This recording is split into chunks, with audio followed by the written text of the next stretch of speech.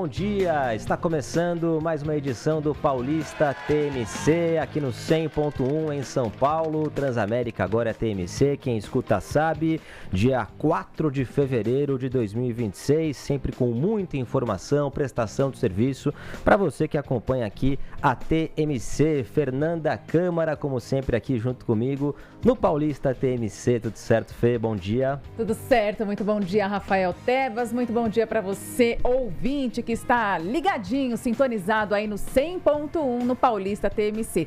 Tá a fim de saber tudo o que acontece no nosso estado? Cola aqui com a gente então no Paulista TMC, lembrando que você pode participar com a gente. Aliás, posso te fazer um pedido? Participa com a gente aqui no 11972211001, 11972211001. Você pode ouvir a gente, você pode ouvir todas as informações importantes que a gente tem para passar, mas o pessoal também pode nos ver, né, Rafael? Exatamente, né? Você pode acompanhar a nossa programação também com imagem, nosso canal do YouTube, TMC.360. Você pode digitar também TMC.360 no YouTube, vai aparecer o nosso canal, você clica, acompanha com imagem, deixa o like, se inscreva no canal, enfim, e compartilhe também, Fernanda.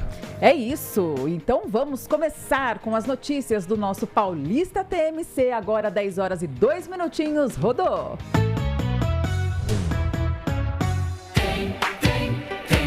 Pra te atualizar, se importa pra você.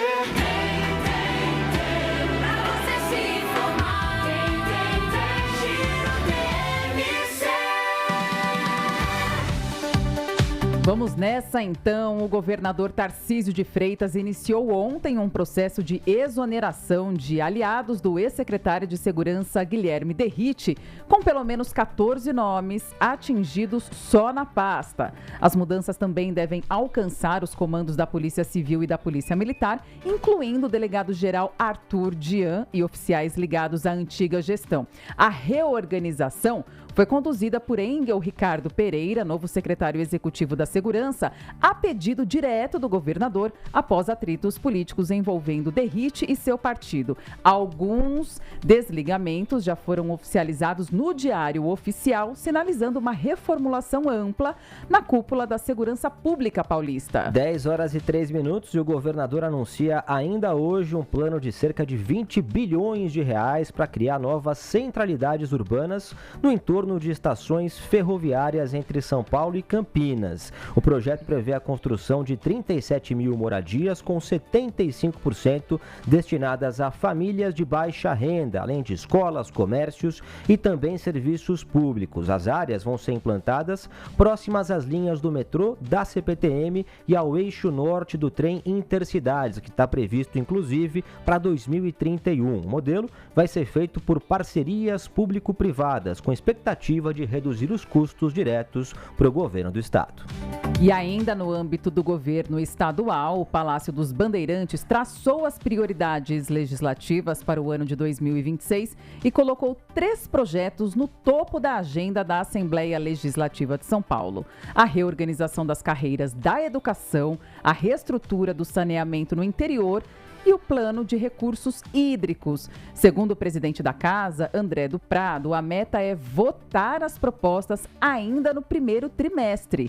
Os 2 primeiros projetos são considerados polêmicos e devem intensificar o embate político, especialmente pela proximidade do período eleitoral. Enquanto o governo diz ter votos para aprovar as medidas, a oposição promete obstruir as votações e recorrer à justiça. Fernanda Câmara, dor de cabeça na região do centro de São Paulo. Um apagão atingiu vários bairros, deixou mais de 30 mil imóveis sem energia elétrica ao longo do dia. A falta de luz afetou então áreas como Consolação, Higienópolis, Vila Buarque, Santa Cecília e também Bela Vista, ali próximo também do Bexiga, levando prédios e comércios a usar geradores nas ruas. De acordo com a Enel, o problema ocorreu ocorreu em um trecho da rede subterrânea que atende o entorno da 9 de julho.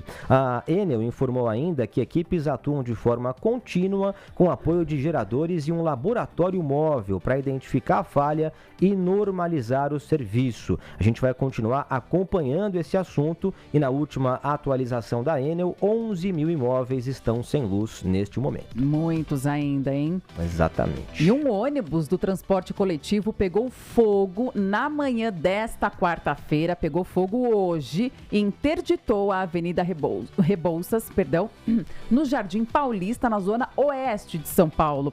O incêndio começou no motor por volta das 7 horas da manhã e destruiu completamente o veículo que operava a linha 8700/10 Campo Limpo, Praça Ramos de Azevedo. Todos os passageiros conseguiram sair a tempo, mas o motorista, o cobrador e um guarda civil municipal foram atendidos por inalação de fumaça. O fogo foi controlado pelos bombeiros e a ocorrência causou bloqueios no corredor de ônibus e impacto em ao menos 20 linhas da região. 10 horas e 6 minutos, o MASP voltou a reajustar o ingresso em 2026 nesse ano. A entrada inteira passou para R$ 85,00 e a meia R$ 42,00. A gente contextualiza aqui que a compra antecipada online tem taxa extra de R$ 6,00, mas o museu mantém entrada gratuita às terças-feiras e também nas noites de sexta. Com o novo aumento, o valor do ingresso já subiu mais de 180% desde 2017, quando custava R$ 30,00. O MASP afirma que o reajuste acompanha a alta de custos operacionais e também a expansão dos espaços depois da inauguração do novo prédio no ano passado. E agora, 10 horas e 7 minutinhos, nós vamos para os nossos noticiários nacionais. Os chefes dos 3 poderes assinam hoje um pacto nacional de enfrentamento ao feminicídio em cerimônia no Palácio do Planalto. O compromisso ocorre após o Brasil registrar recordes de casos em 2025, segundo os dados oficiais. Participam da solenidade o presidente Lula, além dos presidentes do Congresso Nacional e do Senado, Davi Alcolumbre, da Câmara dos Deputados, Hugo Mota, e do Supremo Tribunal Federal, o ministro Edson Fachin. A proposta, gente, prevê atuação integrada entre executivo, legislativo e judiciário. E em 2025, o Brasil contabilizou 1.470 feminicídios, superando o recorde anterior de 2024. O pacto, então, inclui ações de prevenção, proteção às vítimas e responsabilização de agressores, além de garantia de direitos. O tema é tratado como prioridade pelo governo federal e deve, então, se tornar uma das principais bandeiras do presidente Lula na campanha à reeleição. E agora vem o quê? Vem o esporte aqui no Paulista TMC. 10 horas e 8 minutinhos, a bola volta a rolar hoje para a disputa da segunda rodada do Campeonato Brasileiro, com jogos importantes espalhados pelo país. No Maracanã, às 7 da noite, o Flamengo recebe o Internacional em um dos destaques da rodada desta quarta-feira. No mesmo horário, o Bragantino enfrenta o Atlético Mineiro, buscando manter o bom início na competição. Uma hora depois, às 8 da noite, tem Clássico Paulista entre Santos e São Paulo na Vila Belmiro. Também às 8, o Remo joga em casa contra o Mirassol no estádio do Mangueirão, em Belém. Mais tarde, às 9h30 da noite, a bola rola para Palmeiras e Vitória, além do confronto entre Grêmio e Botafogo. A rodada continua na quinta-feira com Bahia e Fluminense, Vasco e Chapecoense e ainda Cruzeiro contra o Coritiba. E é claro que você acompanha os principais jogos do Brasileirão Série A aqui na TMC com a equipe do Camisa 10 do rádio, Éder Luiz. E agora, 10 horas e 9 minutinhos. Paulista TMC. Quem escuta sabe. Bom, quando vem esta música é porque a gente vai falar de previsão do tempo. Então nós temos aqui, bom, a madrugada toda e durante a manhã também houve chuva, bastante chuva mesmo aqui em São Paulo. A madrugada foi de chuva, de manhã ainda estava chovendo, pelo menos aqui, né, na zona oeste, onde nós estamos, onde está a TMC. E hoje, parte do estado começou o dia com temperaturas amenas E ao longo do dia, por causa da persistência do fluxo de umidade vindo da região amazônica, a maior parte do território paulista será parcialmente nublado e chuvoso. Sim, janeiro aí, hoje, com dia parcialmente nublado e chuvoso, como a gente tem visto, né, nos dias anteriores. E principalmente a partir da tarde, áreas pontuais de todo o estado poderão ter precipitação acompanhada por descargas elétricas e rajadas de ventos. E pode ter chuva mais forte em áreas do Vale do Paraíba, da faixa leste e das regionais do Nordeste e Noroeste do território paulista. E no Vale do Paraíba e nas regionais do Norte e Nordeste também são possíveis rajadas de vento. Na maior parte dos municípios do território paulista, as temperaturas máximas vão ficar entre 25 e 31 graus. Quente, né? A gente tem o céu cinza, meio nublado, mas tá quente, muito né? Quente, Até muito por isso que chove com bastante intensidade em muitas regiões de São Paulo. Neste momento, as temperaturas variam aí nas regiões de São Paulo. Até abrir aqui o mapa do CGE para a gente ver mais ou menos como estão as temperaturas nas regiões de São Paulo. Ó, na Capela do Socorro, por exemplo, faz 19 graus. Aí a gente vai aqui para a Freguesia do Ó, onde está fazendo 21 graus. E aqui em Perus, 20 graus. Então tá variando aí, 19, 20 e 21 graus.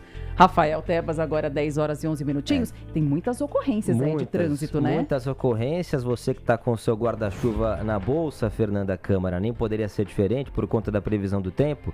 Realmente muitas ocorrências relacionadas ao trânsito. A gente chegou a informar ao longo do TMC 360, uma das ocorrências mais sérias pela manhã, ali por volta das 8 horas da manhã, né? Um ônibus que pegou fogo na Avenida Rebouças, sentido Butantã, mais próximo da Avenida Paulista, e por conta disso, o trânsito é muito ruim, intenso, exatamente na Rebouças, inclusive com um pedaço dela ali, próximo da Alameda Itu, totalmente interditada, tá? É importante a gente pontuar isso, ainda os trabalhos para retirarem ali exatamente esse ônibus que pegou fogo. Ninguém ficou ferido, mas até agora são 10 horas e 12 minutos, o trânsito é muito ruim nos dois Ainda tá sentidos, ruim? muito ruim mesmo, especialmente para quem vai ali para a região do Butantã. Então, se você puder evitar Rebouças, né, faça isso, porque o trânsito é péssimo nesse momento. Ô Tebas, chegaram aqui da nossa produção algumas ocorrências também de trânsito. A gente pode falar agora ou daqui a pouquinho, porque a situação do trânsito parece aí que está complicada. Um caminhão tombado na Rua Confederação dos Tamoios, uma colisão de carro e moto na Avenida Professor Luiz Inácio de Nhanhamelo.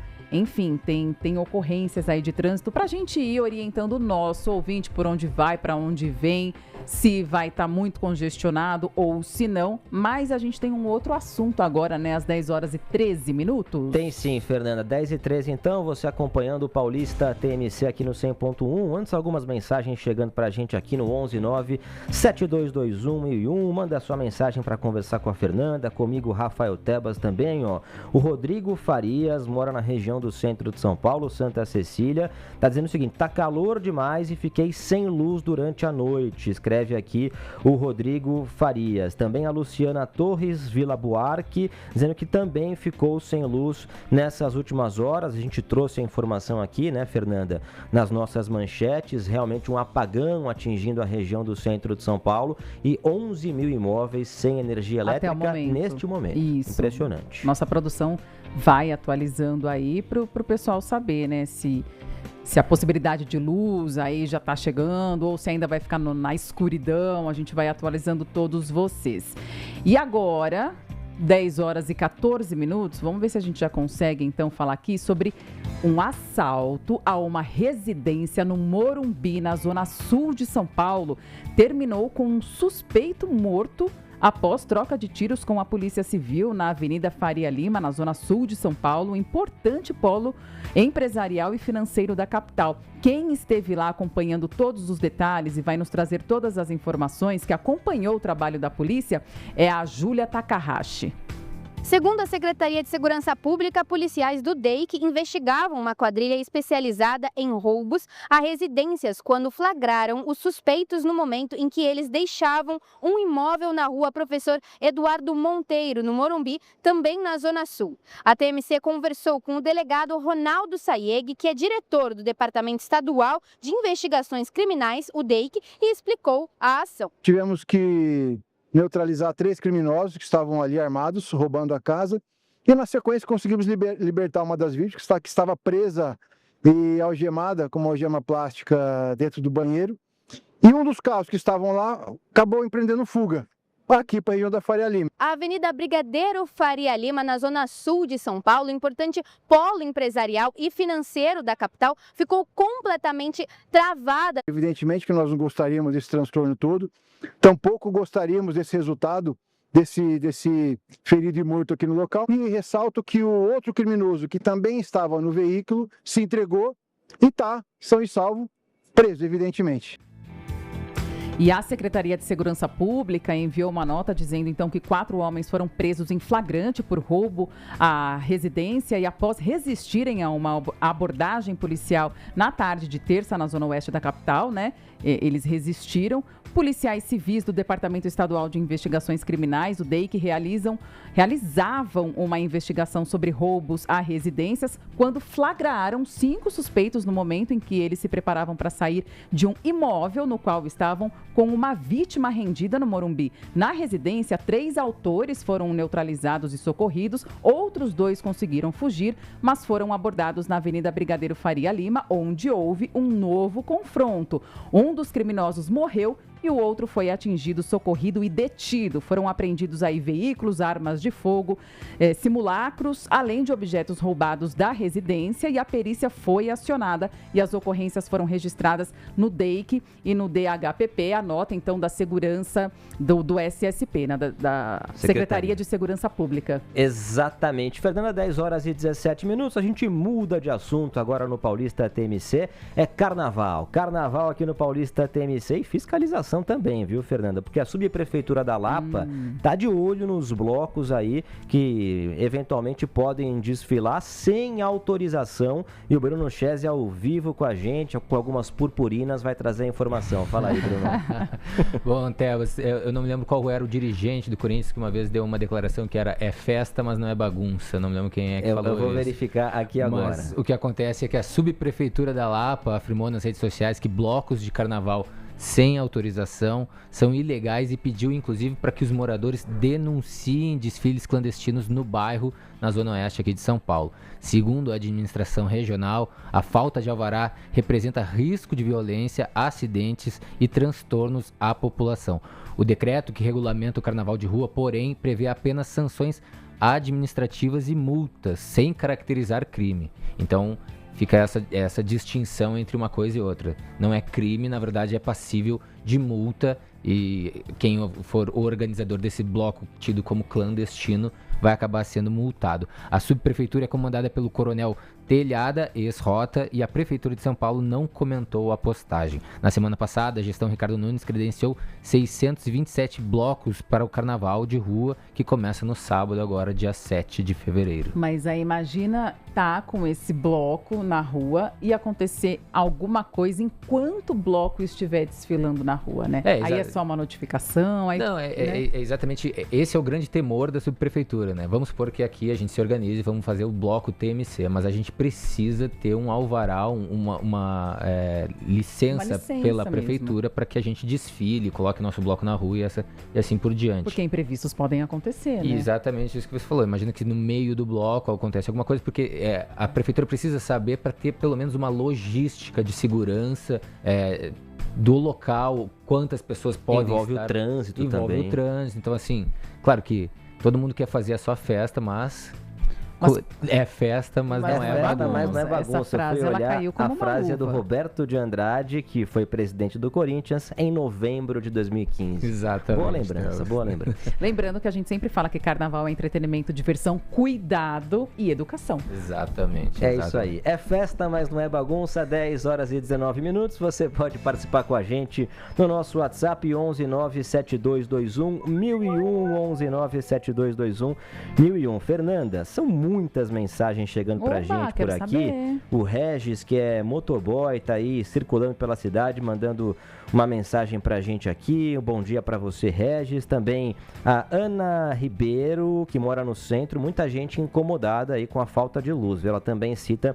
que está sem luz nesse momento. Se você puder mandar o seu bairro, Ana, manda pra gente, que a gente vai atrás aqui com a nossa equipe de reportagem. A Juliana Moreira também mora no centro de São Paulo. Muito quente, fiquei sem luz, mas já voltou. Manda aqui a Juliana Moreira. E o Marcos Almeida falando o seguinte: Fernanda, então vai chover hoje? Ele pergunta aqui. Ai, vai chover. Vai chover. Vai chover. Vai chover. E é importante, você ouvinte que está mandando mensagem aí falando que na sua região ou aí no seu bairro, na sua casa, você ainda está às escuras, como o Rafael Tebas falou, fale pra gente onde, e tem gente aí que falou que a luz já voltou, então também fala pra gente saber boa. exatamente qual região ainda está às escuras e em qual bairro a luz já voltou. E obrigada pela sua participação, continue participando, inclusive no YouTube, @tmc.360. Estamos aqui para ouvir, para ver, para saber a sua pergunta, sugestão, comentário aqui durante o Paulista TMC. E agora, 10h21, a gente vai e volta, é isso? É isso, intervalo rápido, mas a gente já volta, hein? Fique ligado.